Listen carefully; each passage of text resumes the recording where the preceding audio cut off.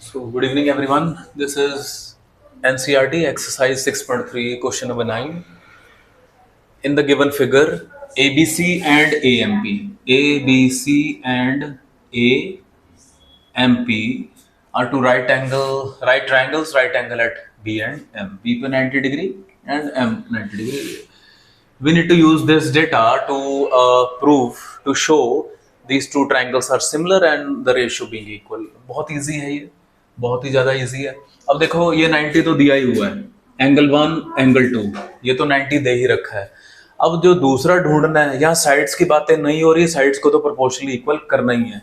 दूसरा हमने कोई एंगल ढूंढना है. हमने देखा ए बी सी, ए की आवाज आ रही है, ए एम पी यहां भी ए की आवाज आ रही है, इसका मतलब एंगल ए कॉमन हो जाएगा. ये वाला एंगल जो है वो कॉमन हो जाएगा. वो पूरा लिखने के बजाय आप एंगल 3 लिख दो, वैलिड है. सो पहले तो जिन ट्राइंगल को सिमिलर करना है, in triangle A B C and triangle A M P, what will happen? Angle 3 is equal to angle 3 common. Angle 1 इसमें 1 है is equal to angle 2 each 90 degree. This is one of the easiest one. Therefore, by angle similarity, triangle ABC is similar to triangle AMP. First part being proved. For the second part, we will use this result. ये result use करेंगे हम. हमें पता है, मैंने आपको कराया हुआ है. क्या होगा? When two triangles are similar, then the sides are proportionally equal. और वो कौन सी sides? 1 2 1 2, 2 3 2 3, 1 3 1 3. I hope you got it. तो क्या होगा? जिसकी नीड है वो लिख लेते हैं. हमें CA की जरूरत है. CA हमारा ये पड़ा है, तो चाहे AC लिखो, CA is one of the same thing. AC AP will be equal to, BC की बात हो रही है तो BC यहाँ 2 3 है, तो BC यहाँ से 2 3 MP है. तो since sides of, पूरा रीजन लिखेंगे, similar triangles are proportional और equal in ratio भी आप लिख सकते हैं. So hence done, hence proved. So done with this question. This is easy one. So this is next question number 10. क्या दिया है? ध्यान से पढ़ो पहले. CD and GH are respectively the bisectors of angle ACB and EGF. Figure दी नहीं हुई है, figure is not being given. तो सिंपल हमने क्या किया? अच्छा, यहां से हिंट मिल गई कि ट्राइंगल ABC सिमिलर है. किसके सिमिलर है? FEG के. तो इसका मतलब दो ट्राइंगल की बात हो रही है. किसकी? एक ABC और एक FEG की. बना लिए. फिर यहां कह रहा था CD जो है वो बाइसेक्टर है. किसका? देखो, एंड से पहले CD लिखा है, एंड के बाद GH लिखा है. छोटी छोटी सी बातें गलती ना कर देना. यहां एंड से पहले ACB है, तो CD जो है वो किस एंगल का बाइसेक्टर होगा? ACB का. और जो GH है वो किसका होगा? EGF का होगा. ठीक है, तो CD बाइसेक्ट कर रहा है किस एंगल को? ACB को. ये आपको पता है, बाइसेक्ट, बाय का मतलब होता है, डबल ग्रीक वर्ड है ये. सेक्ट का मतलब सेक्शन. दो इक्वल सेक्शन, दो इक्वल पार्ट, एंगल 1 एंगल 2 के इक्वल. और सिमिलरली एंगल 3 एंगल 4 के इक्वल होगा. यहां देखो ध्यान से, ये हो गया. ये हमें इतनी सारी चीजें इस क्वेश्चन में गिवन है. अगर 3 एक पार्ट प्रूव करना है, कोई बात नहीं, हमें गिवन भी तो है. ठीक है. अच्छा, अब हम ये देखते हैं. देखो, हमेशा ज्योमेट्री में हम कितने सालों से करते आ रहे हैं, हमने देखना है कि बेटे जो चीज गिवन है ना, इसका मतलब वहीं से चीजें उठानी है, जो चीज प्रूव करनी. सीधी सी बात है. ठीक है. अच्छा, हमें यह धोखा हो सकता है क्या कि इसी से ये आ जाएगा? नहीं, क्योंकि देखो CD है. क्या इसमें CD साइड आती है ABC में? नहीं आती. अब CD साइड जो है वो दो ट्राइंगल में आती है. कौन से? या तो ACD में या फिर बोलो BCD में, है ना, या ऊपर वाले में, नीचे वाले में. सिमिलरली जो AC आती है वो, अब अच्छा, अब बात AC की हो गई. अब हमें CD भी चाहिए और AC भी चाहिए. तो किस में होगी? कौन से ट्राइंगल में होगी? ACD में. अब ये क्रैक हो गया कि अगर आपको ये रेशियो चाहिए, क्योंकि आपको पता है when two triangles are similar then the corresponding sides are equal in ratio, equal in और they are proportionally equal। ठीक है, ये आपको पता लग चुका है अब कि अगर सिमिलर कर दिए तो रेशियो इक्वल होती है, रेशियो इक्वल है तो सिमिलर हो जाएंगे, वाइस वर्सा कहते हैं इसको। ठीक है, अब हमें रेशियो चाहिए तो हमने पहले ट्राइंगल चूज करने की कौन से ट्राइंगल हम सिमिलर करें वो भी पता लग गया। तो पहले हम फर्स्ट का सॉल्यूशन कर रहे हैं।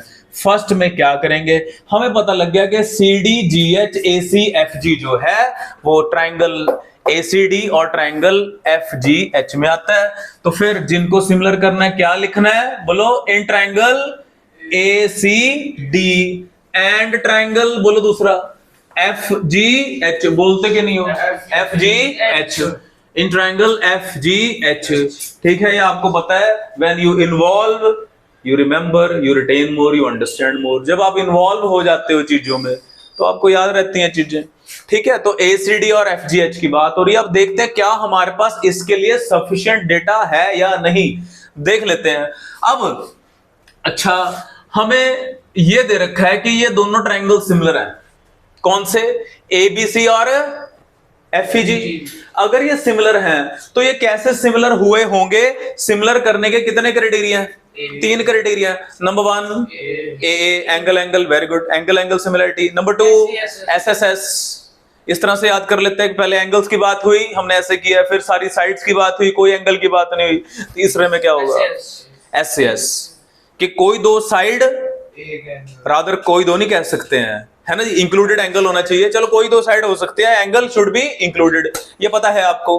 अच्छा, अब क्या करेंगे, अगर हमें इन्हें सिमिलर करना है इनको, तो क्या चाहिए, मैं इसलिए वो बता रहा था, या तो सर 2 एंगल हो जाए, या फिर सर तीनों साइड हो जाए, या फिर एक एंगल 2 साइड, बार बार रिवीजन, बार बार रिवीजन, पक्का हो जाएगा।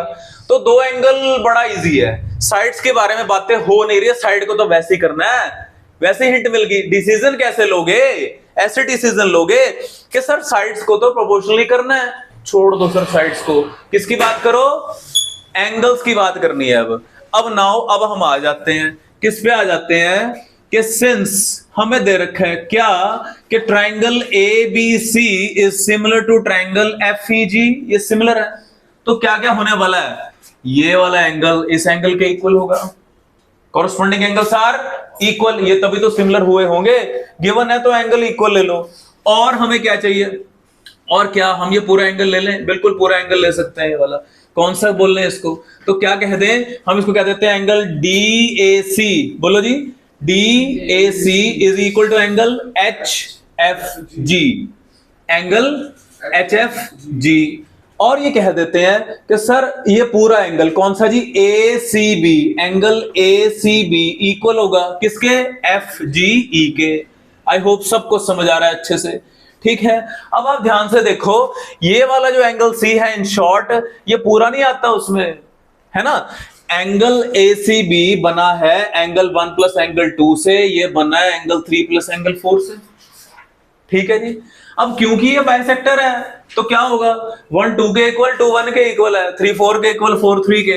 तो क्या हमें 1 चाहिए कि 2 चाहिए, बोलो जी, कौन सा एंगल चाहिए, 2 चाहिए हमें। तो 1 को 2 लिखोगे, 2 को 1, 1 को 2 लिख देते हैं, जो रिक्वायरमेंट है एज पर द, इधर 3 को 4 के, 4 को 3 को 4 लिख देते बेटा, 4 आता है ऊपर, तो 4 प्लस 4, ऐसा करने से ट्वाइस ऑफ एंगल 2 किसके इक्वल आ गया, ट्वाइस ऑफ एंगल 4 के इक्वल आ गया, 2 से 2 कैंसिल हो गया। हमारे पास ये प्रूव हो गया कि ये छोटा एंगल, एंगल 2 और ACD इक्वल होगा।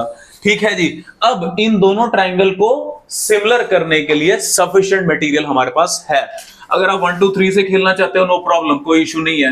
ये 5, ये 6, क्या कह दें, angle 5 is equal to angle 6, क्या लिखते हैं इसको, corresponding angles, corresponding symbols use कर सकते हैं, एंगल्स ऑफ सिमिलर ट्राइंगल्स, ये लिख देते हैं similar triangles.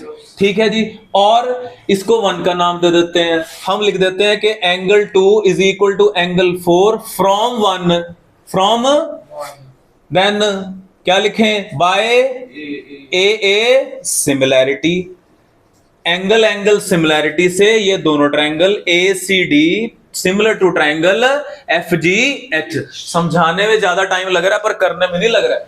Once it being cracked के करना क्या था, दस क्या होने वाला है, CD, देखो CD ये मैं क्या कहता हूं 1 2 1 2 2 3, ये 2 3 है, GH CD अपॉन GH, बिल्कुल सही आ रहा है। AC चाहिए, AC 1 2 है, ये FG है, तो AC अपॉन FG, ये प्रूव हो गया, प्रूव्ड। क्या कौन सा प्रूव्ड हो गया ये, पार्ट 1 बाय CPST कह सकते हैं, बाय CPST। क्या होता है जी, क्या होता है, कॉरस्पॉन्डिंग पार्ट्स ऑफ सिमिलर कर दिया। I hope you understand. जो गिवन चीज है उसको यूज करना जरूरी है, उसको यूज करना बहुत ज्यादा जरूरी है। जल्दी से इसको अच्छे से नोट करो। ये दो example so in doing so हमने थर्ड पार्ट भी प्रूव कर दिया। थर्ड पार्ट क्या प्रूव करना था, DCA is similar to HGF, यही तो किया। DCA कहो चाहे ACD is one the same thing. वहां HGF लिखा है, यहाँ FGH लिखा है, यानी कि एक ही ट्राइंगल, एक ही पेयर को सिमिलर करके हमने पार्ट 1 भी कर दिया, हमने पार्ट 3 भी कर दिया, 3 कर दिया। अब जो पार्ट 2 है, पार्ट 2 के लिए देखो बहुत इजी है। पार्ट 2 के लिए आप क्या करोगे, इसको नहीं मिटा रहा हूं मैं, आप क्या करोगे पार्ट 2 के लिए, चलो ओके। पार्ट 2 हमें करना है in triangle DCB and triangle HGE। देखो पार्ट 1 और 3 के लिए हमने ऊपर वाले ट्राइंगल उठाए थे ACD और FGH। इसके लिए साफ पता लग रहा है हमने ये वाले ट्राइंगल उठाने हैं, ये वाले। जैसे हमने यहां किया था कि ये पूरा एंगल, इस पूरे एंगल, आप एग्जैक्टली ये लिख सकते हो सेम लिखकर। बस अब की बार क्या होगा, जहां एंगल 1 को रिप्लेस किया था, इस बार एंगल 2 को रिप्लेस करना है, क्योंकि अंदर जो है इस ट्राइंगल के एंगल 1 आ रहा है, 2 नहीं आ रहा। अंदर कौन आ रहा है, एंगल 3 आ रहा है, 4 नहीं आ रहा है। यहां तक तो सेम लिखेंगे आप। आगे क्या कर दोगे, एंगल 1 प्लस एंगल 1 लिख सकते हैं, बाइसेक्टर गिवन है। Angle 3 plus angle 3, twice of angle 1 twice of angle 3 के इक्वल हो गया। ठीक है जी, हमें सफिशिएंट डेटा मिल गया। और ये वाला एंगल और ये वाला एंगल क्या है, कॉरस्पॉन्डिंग एंगल्स हैं, किसके, बड़े ट्राइंगल के। तो क्या लिखें, angle DBC, angle DBC is equal to angle HEG। वहां से नहीं शुरू करेंगे, यहीं से कर देंगे ट्राइंगल से। HEG क्या है इसका, क्या लिखेंगे, कॉरस्पॉन्डिंग, बोलो, corresponding angles of similar triangle, corresponding angles of similar triangle. क्योंकि जो बड़े वाले ट्राइंगल है वो ऑलरेडी सिमिलर गिवन है, सिमिलर ट्राइंगल्स इक्वल होते हैं। ठीक है, दूसरा हमने अभी किया, इसको नंबर 2 दे दो, चलो नाम इसको हम लिख देंगे, क्या लिख दें कि angle 1 is equal to angle 3 from 2। Therefore by angle similarity detail करेंगे, क्योंकि इसके भी तो मार्क्स होंगे, इसलिए इसके लिए भी डिटेल सॉल्यूशन होगा। By angle similarity triangle DCB is similar to triangle HGE। Hence ये क्वेश्चन नंबर 10 के तीनों पार्ट्स हो गए। बल्कि आप इस क्वेश्चन से समझो कि आपने क्या करना है, आपने क्या करना है कि ऐसा, जैसे हमने देखो एक ही अटैक से ये दोनों कर दिए, तो ऐसे आगे भी ये याद रखना, ऐसे ट्राइंगल चूज कर लो जिसमें दोनों चीजें आती हूँ। ऐसा रेयर होता है पर चलो होता तो है। ठीक है जी, इसमें हो गया। इस तरह से आपको, this is about question number 10, simple similarity question.